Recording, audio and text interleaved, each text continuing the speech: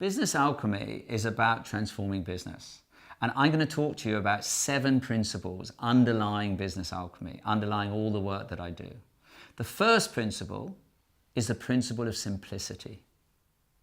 The longer that I've been doing this work and the older I get, the more absolutely convinced I am that everything connected with a business is unbelievably simple. In fact, everything connected to life, to human beings, is incredibly simple. The way the universe works, it's incredibly simple. Businesses are run by human beings. And as we know, human beings complicate everything. Human beings like to think of things as complicated. One of the consequences of all complication, it might also be one of the motives, but I do know one of the consequences of all complication is it keeps us stuck. It's a little bit like being in a maze and we find one way forward and we go round and round and round, and then eventually we find ourselves back where we started.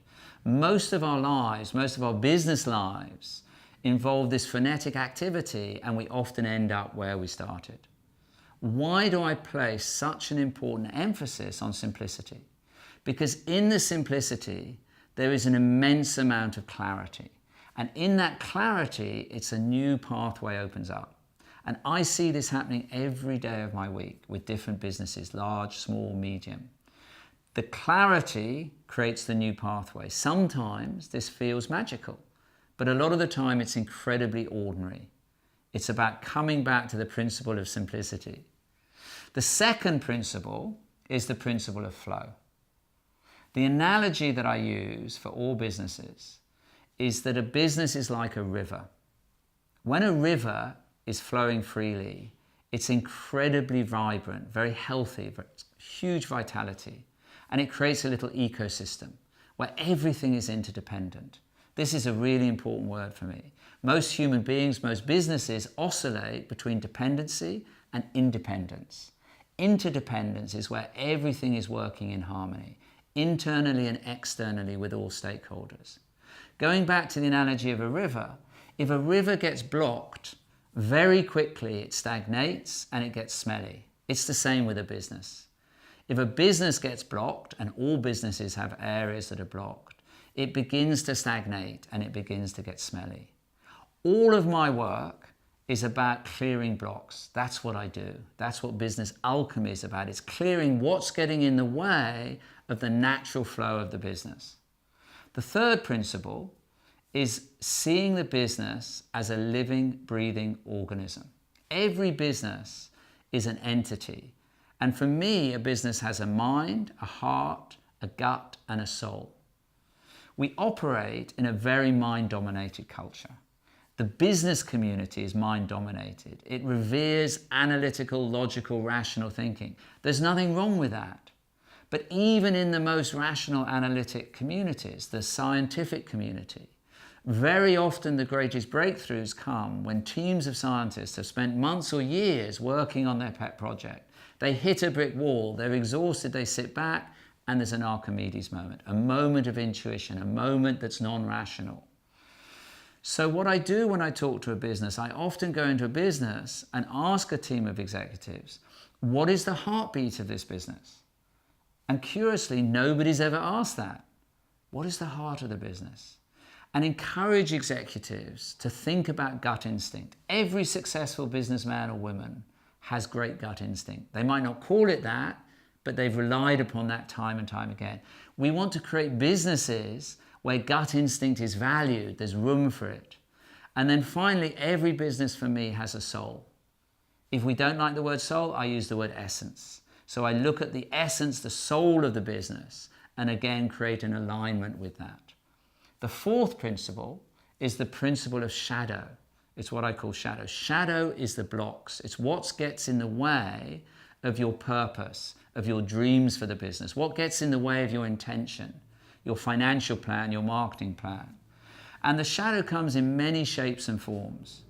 The analogy I use is like the iceberg. Most of us are familiar with the iceberg. The bit above the water looks huge. If you actually go and look at an iceberg, it's enormous. But actually it's tiny compared to what's underwater. In any business, just like in any relationship, there's a lot going on under the surface.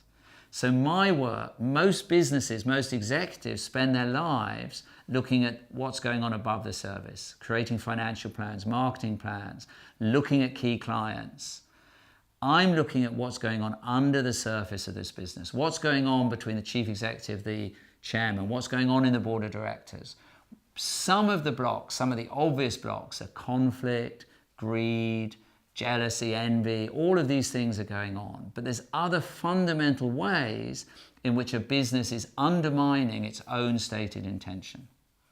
The next principle is the principle of intention. Nothing in the universe exists without intention. So this house doesn't exist without intention. This building doesn't exist without intention. Your car doesn't exist without intention. The clothes you're wearing doesn't exist without intention. Apple doesn't exist without intention. Amazon doesn't. Someone had the intention to start it. Both Apple and Amazon, quite early on, they nearly didn't make it. But we have to start with intention. That's what creates a business. That's what creates the future of the business.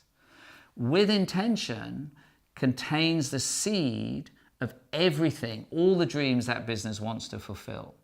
So we have to create a very clear intention.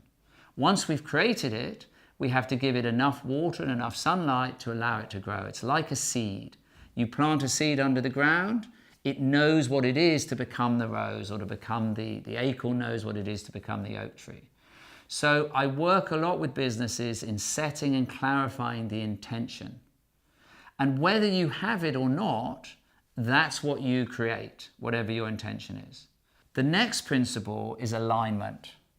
Once you've created intention, you need to align it. You need to align it in yourself, in the board of directors, in the next layer of management, and eventually through the organization itself, and with other stakeholders.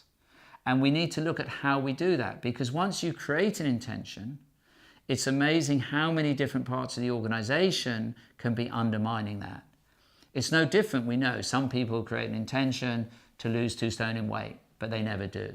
Because actually, having created the intention, something else comes in that undermines that. They want to eat the cake. It's the same with a business. The next principle is the principle of synchronicity. Synchronicity is actually a term coined by Carl Jung, and it's to explain seemingly random or acausal events, non-causal events. Synchronicity for me is what happens when you get clarity of intention and alignment. The universe meets you. So we like to think of events as coincidence or random, but they're not. The way the universe works in the West, Sir Isaac Newton's third principle at the heart of the scientific community, for every action there's a reaction. In the East, they call it karma. It doesn't matter what we call it, but the universe works in a predictable way.